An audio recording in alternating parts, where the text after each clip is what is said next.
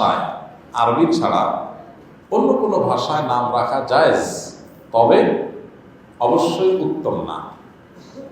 উত্তম হলো এমন নাম রাখা যে নাম কোরআন এবং সুন্নাহ যে নামের উপর নির্দেশনা রয়েছে।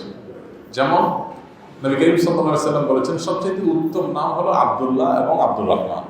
এগুলো হলো সবচাইতে উত্তম নাম।